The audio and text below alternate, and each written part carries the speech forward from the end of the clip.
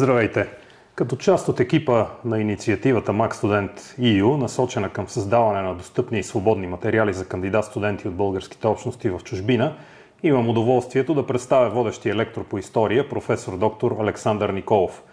Неговата уводна видеолекция има за цел да освети някои по-важни дискусионни моменти от българската история. За удобство на зрителя разделяме представянето в три части. Първо ще поговорим за теми, свързани с България през средните векове. После ще се насочим към османския период и възраждането, преди да продължим в последната част, в която ще поговорим по въпроси от особен интерес, отнасящи се към годините след възстановяването на българската държава в края на Руско-турската война. Професор Николов, дайте ни накратко своята визитка, в каква област са вашите изследователски интереси и защо се включихте в нашата инициатива. Аз съм преподавател по средновековна обща история, дългогодишен. Преподавал съм и антична история също, и история на Византия. Но се включих в тази инициатива, защото смятам, че е важна, тъй като дълги години съм работил и като преподавател и в средното училище, автор съм на учебници и съм подготвил и кандидат-студенти. Включително от българските общности. Преди години имаше такава инициатива на Министерството за подготовка на място даже на кандидат-студенти в Босилеград, където съм участвал. Смятам, че това е важно. Защото от една страна това е добре за нас, за нашите институции, за нашите университети, да идват млади хора от тези общности и от друга страна самите общности, защото така се поддържа връзката с България, която така или иначе сте свързали културно-етнически с нея.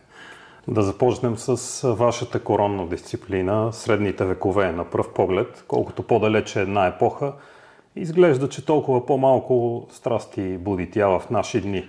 Сякаш няма много модерна политика в събития като 100-годишната война. Историята на България обаче опровергава това повърхностно впечатление. Кои са въпросите с потенциал да събудят оживен дебат в нашето средновековие? Почти всеки въпрос вече напоследък буди оживен дебат. Освен това, средновековната история далеч не е толкова невинна, дори античната. Тъй като напоследък особено отново има една тенденция народите да преоткриват своите корени. Това е в една епоха на обща несигурност, каквато живеем. Това е някакъв начин да се търси здрава опора, здрав фундамент за съществуването на дадена общност. Той може да е напълно илюзорен, но е факт, че такава тенденция и такъв стремеж има във всяка една човешка общност. Така е възникнала историята всъщност. В стремежа на общностите да изградят представа за своето минало, общо минало, тъй като общността се крепи не само на визия за споделено настояще общо бъдеще, но и на общото минало, което се споделя. И това е по Ернест Ренан, който, когато говори за национализма, казва, че националното чувство се манифестира всеки ден. Това е, може би, най-доброто определение за това какво е национална принадлежност. Вие казахте кои сме ние и откъде идваме, какъв е нашия произход. В тази връзка, кои са славяните и прабългарите и какви процеси ги отвеждат до създаването на държава? По този въпрос също има безкрайно много дискусии. Често пъти те са далеч извън обсега на невинната наука и са силно политизирани.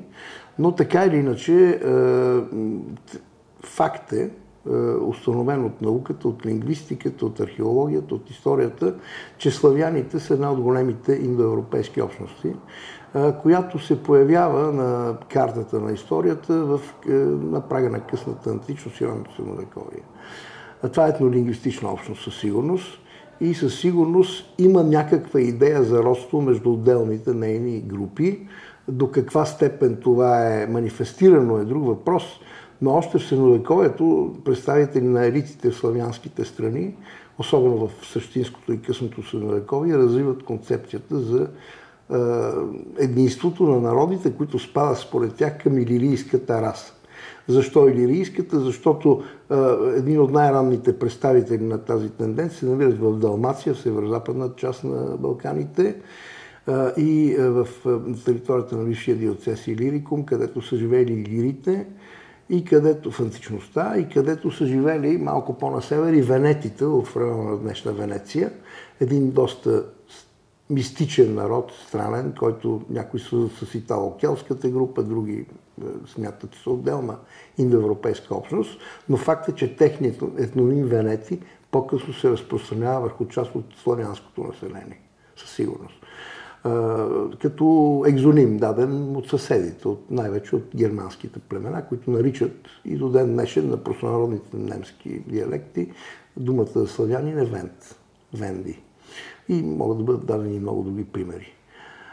Тази голяма индоевропейска общност, която мигрира много активно в ранното средновековие и взема много големи територии, сега къде е първоначалната територия, където възниква тя, има спорове, но все пак смятат, че е някъде в източна Полша, в Беларус, вероятно в част от Украина, оттам радиално се разпространява в различни посоки, е свързана с, както казахме, диалекти взаимно разбираеми. Оттам идва името славяни, което в старобългарския вариант е славяне и идва със сигурност от думата слово. Тоест, хора, на които ние разбираме говора. Оттам идва и самото название. Славяни вече е по-късна форма, през руски проникнала и в български език. Прабългарите са с по-сложна съдба. Напоследък има много спорове, дали въобще можем да ги наричаме прабългари, не трябва да ги наричаме българи само, древни българи и така нататък. Все пак аз за удобство използвам термина прабългари, защото очевидно съвременните българи са част от славянската етнолингвистична общност. Това не буди никакво съмнение. Най-малкото в езиков план, български език и славянски език, независимо от особената си граматика. Тя е еволюирала в един късен период от 13 век насам и развила аналитичност, която не е характерна за повечето, за останалите славянски езици. Кои са първите сведения сигурни за българи в контекста на гръко-римската цивилизация? Често пъти се цитира се един текст от 4 век, така наречен анонимен римски хронограф от 354 година, където има една бележка «Ziezi ex quo vulgares».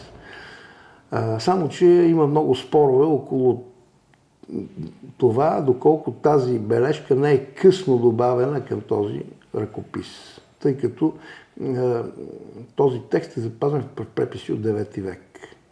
Също така много често спекулира с една карта, приписана на свети Ероним от Стридона, на който още в средновековието му приписват и славянски произход, без основание. Това е, както знаем, преводача на Вулгатата, на Библията на народен латински език. В тази карта също има един текст Мезия хик ест Вулгария.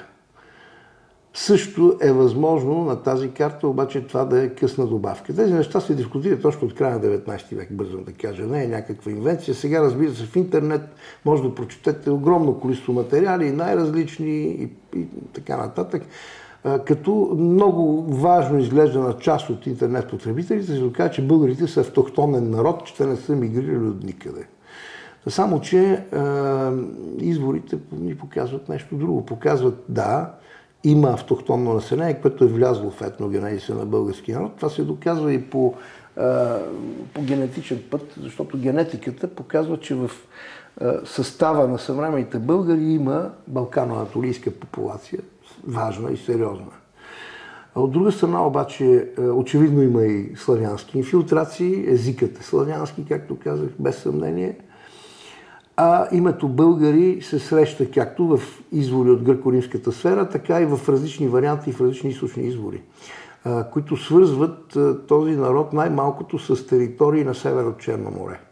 В Северен Кавказ, при Каспието, разбира се, има най-различни теории, които отвеждат предците ни в Памир, в Афганистан, в Иртиш и така нататък. Аз тук не бих искал да влизам в това, защото е много спекулативно. Също за Кавказ има някои данни, за арменски източници, които споменават името в някаква форма. Това, което знаем със сигурност, което аз бих стъпил нататък, е, че в края на 5 век вече имаме първите сигурни сведения за българи на Балканите. Под името булгари, вулгарес се появяват в латиноязични и в гръкоязични извори, свързани с Източната Римска империя, най-вече в контекста на сблъсъка на Византия с остроготите. С Теодорик Велики, когато той се опитва да напусне пределите на Византийската империя и да се отправи към Западната Римска империя, отчасти подстрекаван от Константинополското правителство, стига до сблъсък с българи в зоната на границата между Горна Мизия и Панония. И там се споменава един български рекс, Бозан. Така е известен като Бозан. Разбира се, аз появиха едни теми, че това било името Божан, неизвестно откъдето се реши, че Бозан е Божан, не мога да ви кажа, за мен лично е неясно. Термина рекс означава варварски вожд. В номенклатурата на греко-римската късна епоха. Рекс или Рикс в византийски вариант. Тези Регес или Ригес са всъщност варварските крале или царе, можем да го превеждаме по този начин, но те не са свързани с римската система. Тъй като римската система регнума го отрекла още с края на царството и началото на републиката. Има всякакви титли в Римската империя, но няма титлата Рекс. Тя е много древна индоевропейска титла, която се приписва обаче на варварските владетели, каквито са и какъвто е бил и Бозан. Този Бозан вероятно е и описания от панегирика на Еноди владетел, когато Теодорих е победил. Панегирика на един галски епископ Еноди в чест на Теодорих, който той възхвалява неговите победи след завладяването на Италия и казва, че и българите, страшни за целия свят, преклониха глава пред десницата и българският дуктор, както той го нарича, вожд, беше принуден да се поклони пред теб. Така че тук вече напипваме една по-твърда почва, поне що се отнася до писмените извори. Сега, тук възниква въпросът на какъв език са говорили прабългарите.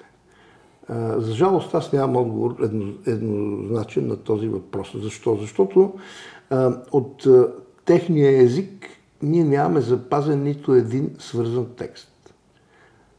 Например, от готски език имаме превода на Библията на Вулфила, откъдето очевидно е ясно, че готският език, тук знам, че ще разочаровам привържениците на гетската теория, за нея също има обяснение, защо готи и гети са смесени от Йорданес, съвсем умишлено, за да се докаже древния произход на готите и техния автохтонен произход. Но той е език от източно-германската група, която е изчезнала. С българския древен език, за жалост, ние нямаме такъв текст. Имаме надписи с гръцки букви, в които имаме отделни думи запазени. Те са предимно титли и термини. Сега, титлите и термините могат да се интерпретират и през тюркски, и през ирански.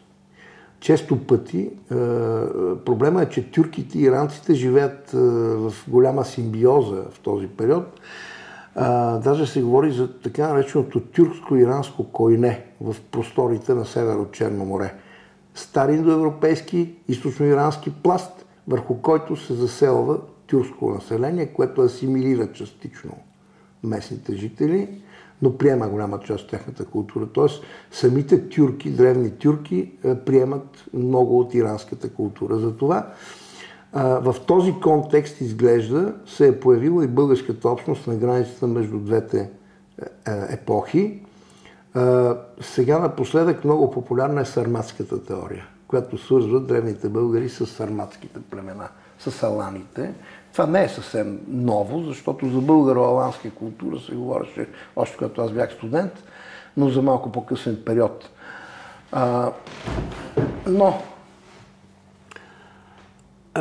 Като цяло съществуват три групи теории. Едната това е тюркската теория, която е била много властна и доминантна, на базата на езикови остатъци, които се интерпретират през тюркските езици. Титлата Ичиргубуил може да бъде интерпретирана през тюркските езици, защото Ич-Иргу може да бъде интерпретирано като Ич-Орду, управител на вътрешната област. Ич значи вътре, Орду е област.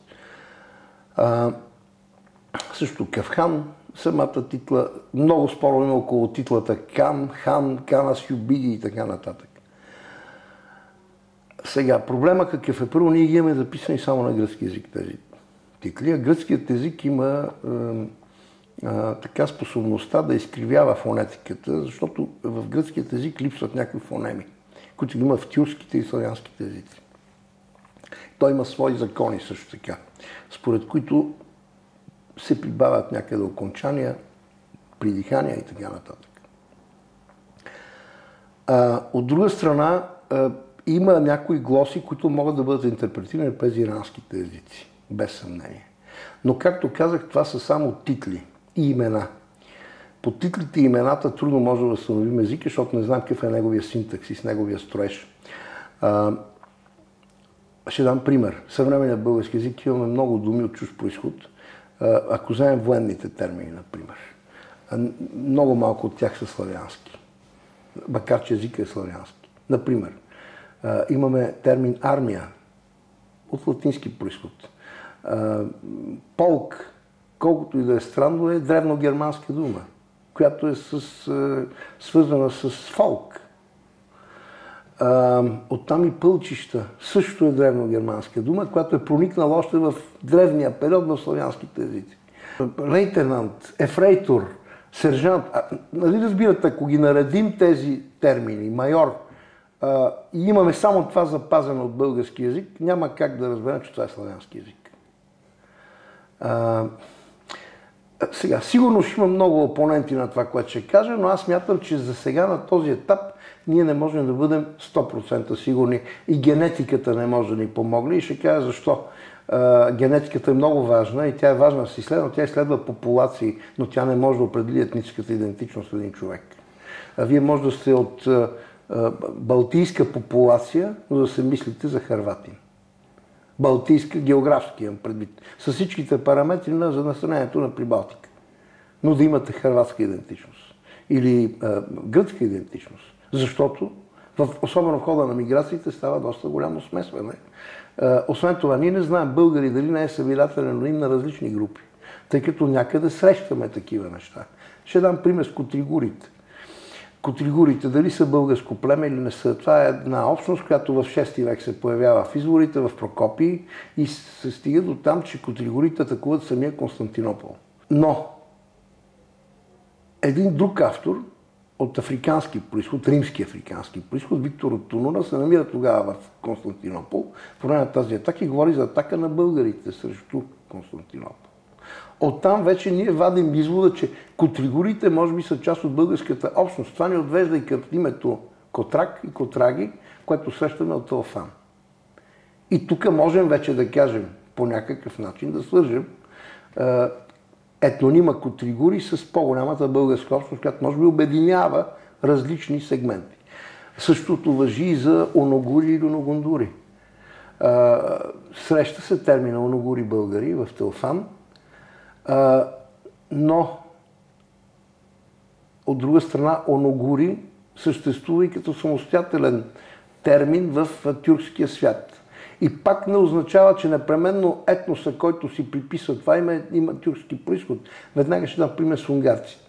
Унгарците, които принадлежат към финно-угорската група, имат съвсем друг етноним, маджар, модьор, който идва от древното име Манси. Техните братовчеди живеят още в тундрата в Русия. Но в досега с тюркския свят те са приели пред външния свят да се представят с името оногур или тюрк. И в изворите византийските през 10 век земите на унгарците наричат Туркия. Защото те се представят петромеите за турки като по-престижно название. Но самата Византия, самата Римска империя, гръкоязично население, което се нарича римляни, ромеи.